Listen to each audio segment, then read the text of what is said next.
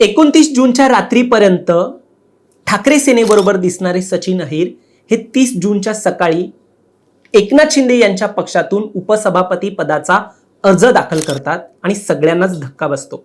यामध्ये दानवेंनी तर मीडियाला सांगितलं की बघा, म्हणजे ज्या दिवशी ते अर्ज भरतायत त्याच्या सकाळीच मला मेसेज आलेला की मला पॉलिटिकल सपोर्ट जो आहे तो मिळत नाहीये, त्यामुळे मी वेगळा राजकीय निर्णय घेण्याच्या तयारीत आहे। आणि हे त्यांनी 30 जूनच्या सकाळी दानवेंना मेसेज टाकला।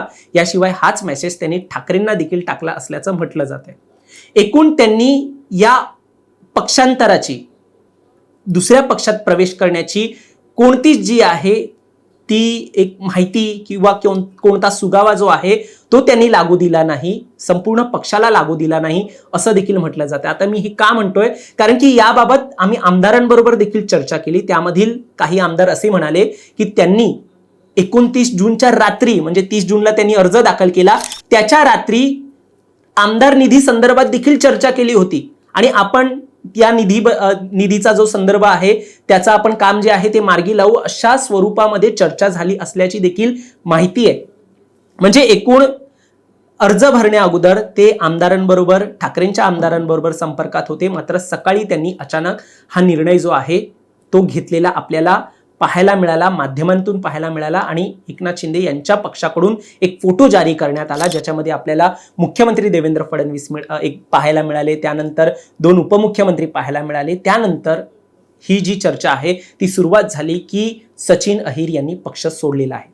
आता मुळामध्ये सचिन अहिर यांनी ज्याप्रमाणे पक्ष सोडलेला आहे त्यानंतर अशी चर्चा आहे की ठाकरेंची शिवसेना सोडून शिंदे पक्षात जाण्याचा जो निर्णय घेण्यात आलेला आहे त्यानंतर हा निर्णय कायद्याच्या कचाट्यामध्ये सापडू शकतो का? सचिन अहिर हे कायद्याच्या कचाट्यात या अंतर्गत, या पक्षांतरा अंतर्गत किंवा हे जे अर्ज त्यांनी दाखल केलेला आहे ज्यामध्ये ते शिवसेनेमध्ये असल्याचं आता सांगतायत, एकनाथ शिंदे यांच्या शिवसेनेमध्ये असल्याचं सांगतायत, त्यानंतर ते कायद्याच्या कचाट्यात सापडू शकतात का किंवा कोणती पळवाट या संपूर्ण प्रकरणामध्ये आहे का, हा प्रश्न निर्माण झालाय। याशिवाय अहिर यांच्यानंतर ठाकरेंचे कोणते आमदार ही अशी पळवाट काढू शकतात याची जी चर्चा सुरू आहे ती देखील माहिती आपण या व्हिडिओच्या माध्यमातून घेणार आहोत। दरम्यान तुम्ही चॅनलवर नवीन आलाय तर लगेच सबस्क्राईब करा प्राईम टाइम महाराष्ट्राला, कारण असे राजकीय घडामोडी आणि घडामोडींमागील राजकारण आम्ही नेहमी तुमच्यासाठी घेऊन येत असतो। माझं नाव ओंकार साळवी आणि आपल्या या विषयाला सुरुवातीपासून सुरू करूया। तर जशी पत्रकार परिषद काल झाली त्यावेळेला एकनाथ शिंदे यांनी म्हटलं की बघा, मी फुल प्रूफ प्लॅन करतो आणि कायदेशीर बाजू जी आहे ती त्यावेळेला म्हणजे पत्रकार परिषदेमध्ये त्यांनी मांडण्यास नकार दिला। म्हणजे सगळंच कसं मी आता सांगू, आम्ही फुल प्रूफ प्लॅन केलेला आहे एवढंच फक्त एकनाथ शिंदे यांनी म्हटलं। आता याच दरम्यान पीसी मधून याच कायदेशीर बाजूचा एक मुद्दा हा अहिर यांनी न कळत स्पष्ट केला। न कळत का म्हटलं तर सचिन अहिर म्हणाले संपूर्ण प्रकरणावरती की यामध्ये मी कोणता गट केलाय किंवा शिवसेना सोडले असं मी काहीच म्हणत नाही, मी अजून पक्ष सोडलेला नाही, अशा प्रकारचं वक्तव्य हे अहिर यांनी या संपूर्ण प्रकरणावरती केलं। आज एक लक्षात घ्या की मी पक्ष कुठचाही सोडलेला नाही, ते तांत्रिक मुद्द्याबद्दल आपण वेगळ्या व्यासपीठावरती आपण बोलू। पण एक गोष्ट नक्की आहे की आज एवढ्या उपसभापती पदाची जर आज शिंदे साहेबांनी ही जबाबदारी दिल्यानंतर हे मला असं वाटतं माझ्यासारख्या कार्यकर्त्याला बहुमान आहे आणि तो बहुमान ठेवून मी पुढे काम करणार।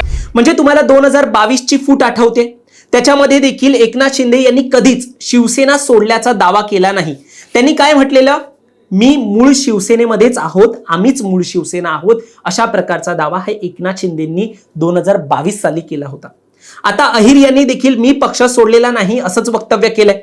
मग एकूण राजकीय विश्लेषक यावर म्हणतात की ज्याप्रमाणे दावा हा अहिर यांनी केलाय की मी पक्ष सोडलेला नाहीये त्यानुसार त्यांनी शिवसेनेतच असल्याचं म्हटलेलं आहे, त्यामुळे पक्षांतर बंदी कायद्यापासून ही एकूण त्यांना जशी 2022 साली 40 आमदारांनी सुटका करून घेतली तशाच स्वरूपामध्ये ही सुटका करून घेण्याचा त्यांचा प्रयत्न आहे, अशा प्रकारचं वक्तव्य हे राजकीय विश्लेषक सध्या करतात।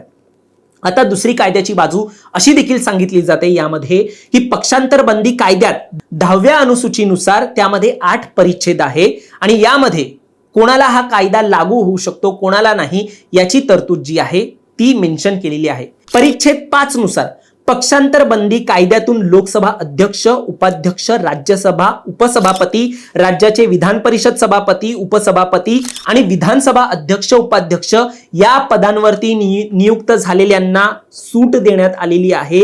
पक्षांतर बंदी कायद्यातून सूट दिलेली असल्याची एक माहिती जी आहे ती आता वेगवेगळ्या माध्यमांतून आपल्याला मिळते. महत्वाचं म्हणजे आता या संपूर्ण प्रकरणानंतर ठाकरेंकडे राहिलेले विधान परिषदेचे 5 आमदार आहेत आणि ते देखील या सगळ्यातून अशाच स्वरूपाची पळवाट काढू शकतात. त्यामुळे हे 5 आमदार जे आहेत ते देखील फुटतील का अशी चर्चा निर्माण झालेली आहे. मी तुम्हाला ते 5 आमदारांची नावं सांगतो. पहिलं म्हणजे अनिल परब, दुसरे आहेत मिलिंद नार्वेकर, तिसरे आहेत अंबादास दानवे, त्यानंतर चौथे आहेत JM अभ्यंकर आणि 5वे आहेत सुनील शिंदे. आता सुनील शिंदे यांच्याबद्दल सांगायचं झालं तर सकाळपासून तुम्ही माध्यमांमध्ये बातम्या ऐकतायत की सुनील शिंदे हे देखील एकनाथ शिंदे यांच्यासोबत त्यांच्या पक्षासोबत जाऊ शकतायत अशी चर्चा निर्माण झालेली आहे. शिंदे तरी सध्या या गोष्टीला नाकारताना पाहायला मिळत आहेत. आणि शिवाय मिलिंद नार्वेकर यांचा देखील तुम्हाला तो एक भास्कर जाधवांसोबतचा सध्याचा व्हिडिओ तुम्हाला आठवत असेल, ज्याच्यामध्ये भास्कर जाधवांनी कमेंट केल्यानंतर मिलिंद नार्वेकर हे थोडे संतापलेले पाहायला मिळाले होते. त्यानंतर त्यांनी देखील यावरती फ्रस्ट्रेशन असं म्हणत एक प्रतिक्रिया जी आहे ती सोशल मीडियावरती दिली होती. त्यामुळे मिलिंद नार्वेकर देखील ठाकरे यांच्या पक्षाअंतर्गत नाराज असल्याचं म्हटलं जात आहे. शिवाय सुनील शिंदे हे देखील हे पक्षांतर करू शकतात अशा पद्धतीमध्येच जसं सचिन अहिर यांनी केलेलं आहे तसं सुनील शिंदे देखील करू शकतात अशी आता चर्चा आपल्याला पाहायला मिळते. एकूण आता हे विधान परिषदेचे आमदार फुटले तर त्यांच्यावर देखील पक्षांतर्गत कारवाई होणं कठीण असल्याचं देखील राजकीय विश्लेषक सांगतायत. त्यामध्ये महत्वाचा मुद्दा म्हणजे ठाकरेंचे काही आमदार हे मूळ शिवसेना पक्ष आणि चिन्ह जे आता एकनाथ शिंदे यांच्या पक्षाकडे आहे त्या पक्ष चिन्हावरती निवडून आलेले आहेत.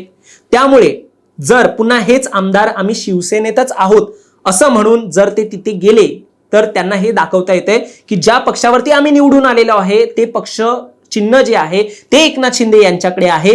त्यामुळे आमच्यावरती हा कायदा लागू होणार नाही, आम्ही मूळ शिवसेनेतच आहोत आणि त्यामुळे कायद्यात यामध्ये अडकण्याचा जो प्रश्न आहे तो आता निर्माण होत नसल्याचं एकूण राजकीय विश्लेषकांकडून सांगण्यात येत आहे. आता तुम्हाला या सगळ्यावर काय वाटतं तुमचं मत देखील आम्हाला कमेंटमध्ये नक्की सांगा आणि असेच राजकीय घडामोडी पाहण्यासाठी सबस्क्राईब करा प्राईम टाइम महाराष्ट्राला.